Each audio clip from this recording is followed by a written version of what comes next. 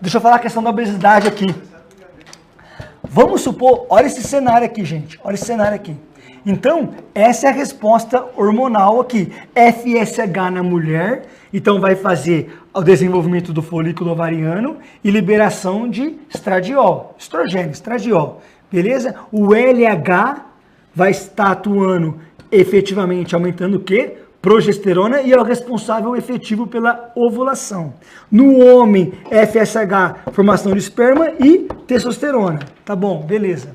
Agora é o seguinte, imagina o homem, olha isso que a prescrição de treinamento da dieta, como é que vai ser, tem que ser analisada. Homens que têm obesidade, principalmente obesidade abdominal,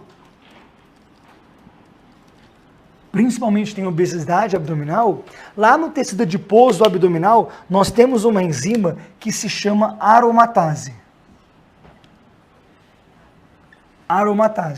Essa enzima aromatase, ela converte androstenediona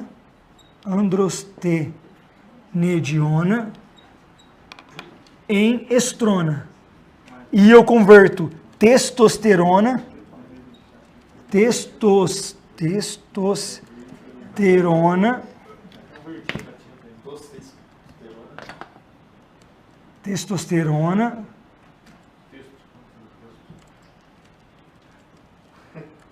em estradiol.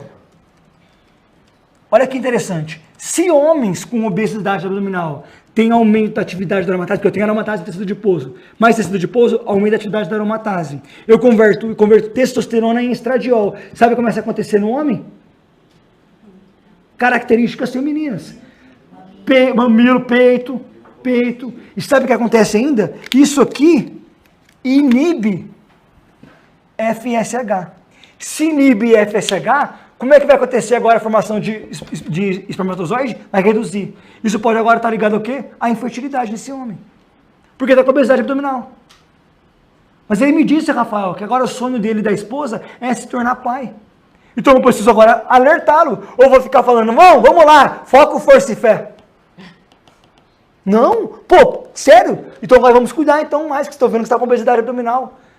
Você ainda está com 120 quilos ainda. Não é que você não vai ter pai.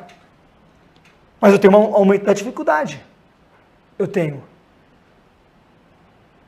Ou eu estou atendendo a minha aluna, meu caso aconteceu dessa maneira. Eu atendia a mulher e o marido estava com obesidade abdominal. E eles não estavam conseguindo ter filho. Não tem o diagnóstico efetivo, que é porque é obesidade. Mas a obesidade conta nesse processo. E aí, o que eu vou fazer? Como é que eu vou ajudar? Inclusive, a própria resistência à insulina pode trazer prejuízo. Pessoas, mulheres, no caso, por exemplo, que têm resistência à insulina, olha o que acontece. Mulheres com resistência à insulina podem atuar. A verdade é essa aqui, ó. A resistência à insulina pode levar ao quadro. Se tem resistência à insulina, vai ter um quadro de hiperinsulinemia, porque é o efeito compensatório. A insulina, a glicose não entrando, leva o pâncreas a secretar mais insulina. A hiperinsulinemia aumenta no hipotálamo a liberação de GnRH, hormônio liberador de gonadotrofina, que faz agora a hipófise anterior liberar FSH, LH. Exatamente. E agora, essa hiperinsulinemia, então a resistência à insulina, essa hiperinsulinemia, ela inclusive leva ao aumento da atividade de uma enzima que se chama 17-alfa-hidroxilase, que converte progesterona, olha aí a análise, progesterona em androstenediona.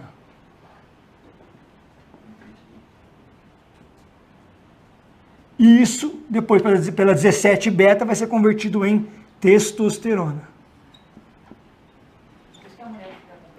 Isso.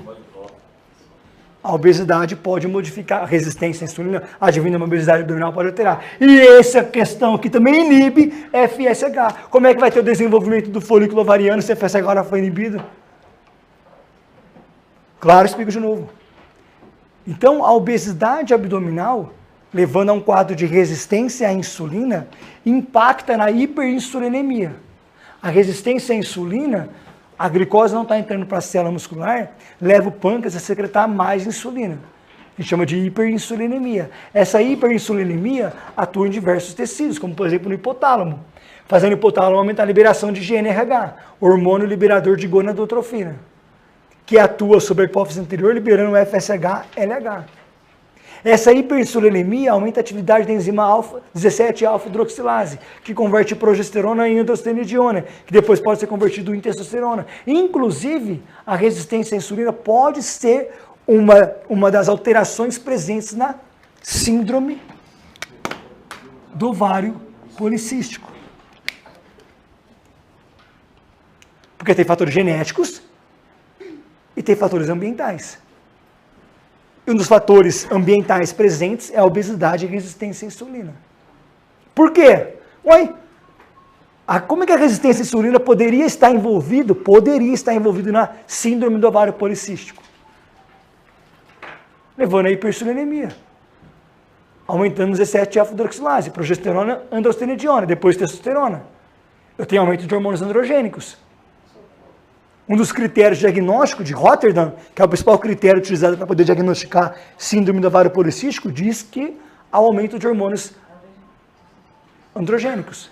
Olha aqui. Rafael, mas por que aumentou isso aqui? Sabe por quê também?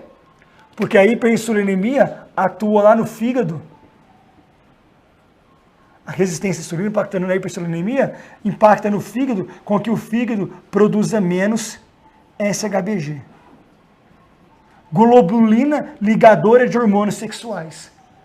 Se eu tenho agora menos SHBG, o que acontece? Eu fico com mais hormônios androgênicos livres. Olha isso. É assim que poderia a resistência à insulina estar envolvida com a síndrome do ovário policístico. Então, nós temos que entender que o quadro clínico e funcional dos nossos alunos, dos nossos pacientes, principalmente alunos, pacientes que querem ter o efetivo emagrecimento, se tem obesidade abdominal, pode estar prejudicado.